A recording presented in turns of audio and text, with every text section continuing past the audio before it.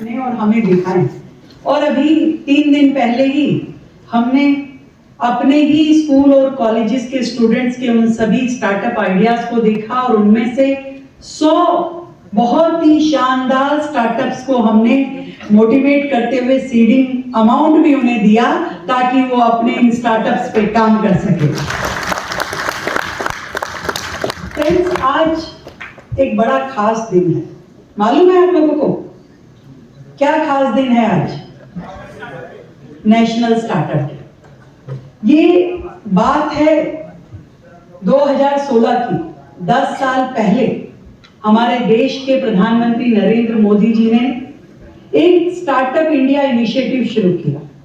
उन्होंने पहचाना कि ये जो भारत है, युवा देश जिसे बोलते हैं, जहां 60% से ज्यादा देश की जो आबादी है वो यंग है, और ये यंग लोग, इनके दिमाग में इतनी सारी चीजें काम करती है और इतनी सारे बहुत ही इफेक्टिव आइडियाज हैं जिनको यदि हम सच में इंप्लीमेंट कर सकें तो ये जो देश लोग जिसे विकासशील डेवलपिंग कंट्री कहते हैं, वो आसानी से डेवलप्ड कंट्री का अपना टारगेट को अचीव कर सकता है।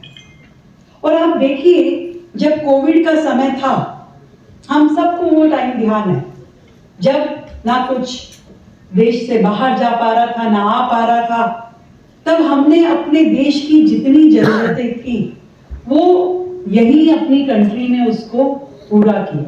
जितनी हमें पीपीई किट चाहिए थी, जो हमें मेडिसिन चाहिए था, आपने देखा कोविड वैक्सीन जब हमारे देश ने बनाया, तो इस बात से 100% ये तो साबित हो जाता है कि भारत जब ठान लेता है तो वो अपने हर लक्ष्य को प्राप्त कर लेता है।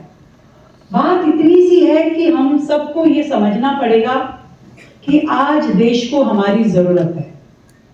आज 140 करोड़ की जो पॉपुलेशन हमारी कंट्री की है, वो लायबिलिटी नहीं है।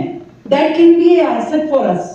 वो एक एसेट की तरह अगर काम करती है तो यहाँ इस कैंपस में हर एक यंगस्टर केवल नौकरी करने के लिए नहीं बना, वो बना है लोगों को नौकरी देने के लिए। He is not a job seeker, he is a job giver person.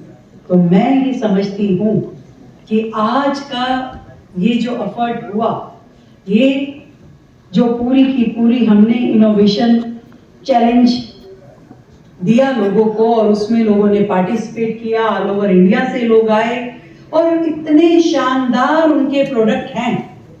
मुझे लगता है कि हम जरूर आप में से बहुत सारे लोगों को मौका देंगे, काम देंगे, आपके आइडियाज को इम्प्लीमेंट करेंगे, आपके प्रोडक्ट को यूज करेंगे और उसे यूज करते हुए जो दिल्ली की सबसे बड़ी प्रॉब्लम है, पॉल्यूशन।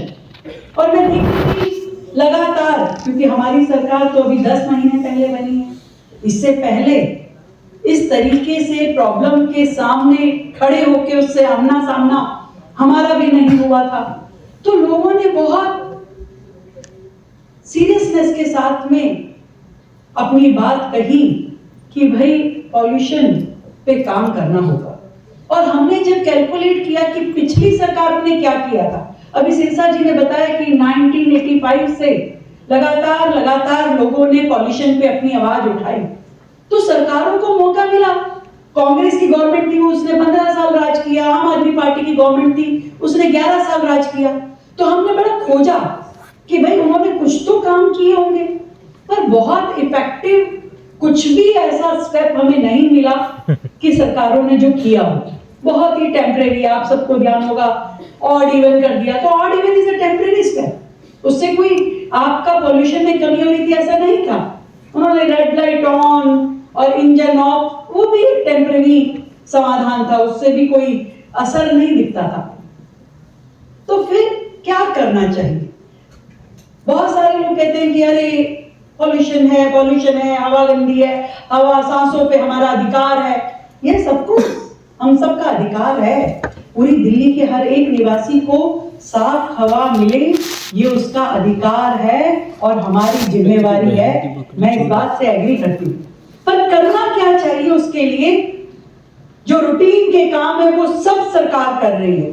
उस सब कामों को हमने टाइम बाउंड करते हुए, टाइमलाइन में फ्रेम करते हुए कि लैंडफिल साइट को कब तक हमें खत्म करना है, 1 महीने बाद कितना काम होना चाहिए, 3 महीने बाद कितना होना चाहिए, रिवर यमुना रिवर की सफाई के लिए हमने पूरा का पूरा एक स्ट्रक्चर ड्राफ्ट किया कि क्या क्या स्टेप लिए जाने हैं और कैसे कैसे कब कब उस पे काम होना है। और ऐसे ही हर चीज जिसकी और पिछली सरकारों ने कभी नहीं सोचा कि डस्ट मिटिगेशन का एक प्रॉपर प्लान बना करके वॉल टू वॉल हमारी सड़कें बननी चाहिए, उसमें डस्ट पार्टिकल खत्म होना चाहिए, इस शहर में ग्रीनरी बढ़नी चाहिए। इवन हमने दिल्ली में जितना रिज एरिया है आज तक कभी वो फॉरेस्ट नोटिफाइड नहीं हुआ था। पहली बार किसी सरकार ने आके सोचा कि भाई दिल्ली के जो लंग्स हैं, हमारा ये जो फॉरेस्ट एरिया है, इट शुड बी नोटिफाइड। और हमने 4200 हेक्टेयर जमीन को जो रिज एरिया थी उसको नोटिफाई किया।